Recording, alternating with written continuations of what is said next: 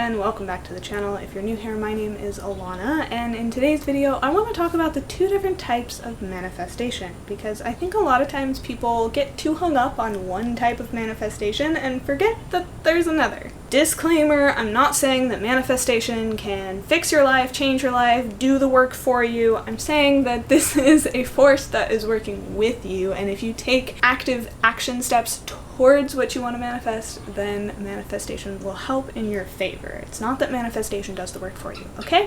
Okay. And I wasn't planning on going down this rabbit hole, but if you want to know why that is on a neurological level, it's because when you think that you can do something and you're constantly telling yourself, yes, this can happen, this is gonna happen, this is happening, it's reassuring your brain that it's possible. And by eliminating those negative self-doubt thoughts through that manifestation thought, it allows you to come into alignment with that in a way, because your thoughts are what shape your reality. And if you want a whole video on that, I could make one, but that's not what this video is about, so back to the point of the video. The first type of manifestation that we normally think of is specific manifestation, where you have this thing, it's this nice house, this nice car, this person, this experience that you really want to manifest. And I'm not saying that this type of manifestation is bad. It's awesome. If you know exactly what you want, you have that decisiveness within you, but it can also be kind of limiting because you don't even know your entire potential.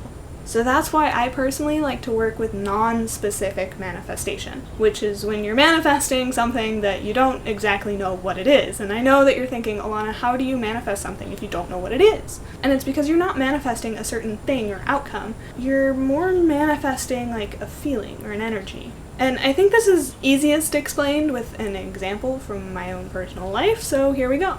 I never knew what I wanted to do when I grew up. We are always asked this question as a kid, what do you want to be when you grow up? And I never knew. And all I knew was that I was seeing these travel vlogs of people, and I was living in this tiny town, and I knew that the world was so much bigger than this. And all I wanted was a job that would allow me to explore and experience the world.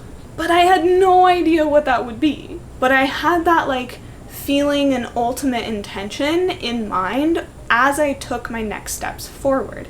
And as I took each step, I kept in mind, does this help me reach my goal? Is this in alignment with my goal, or will it make me fall off track? And is that okay? Because I think all too often we can become attached to a goal, and then when it doesn't actually pan out the way that you wanted it to pan out, it becomes something really negative instead of just a pivot point, a redirection. It's like, it doesn't mean that what I'm manifesting can't happen, that this feeling of freedom can't happen. It just means that we're gonna try another route now. And you might end up somewhere that you could have never even imagined in your specific manifestation lists. So this video isn't here to tell you how to manifest, I'm just giving you a little insight and a reminder to always stay open-minded in your life.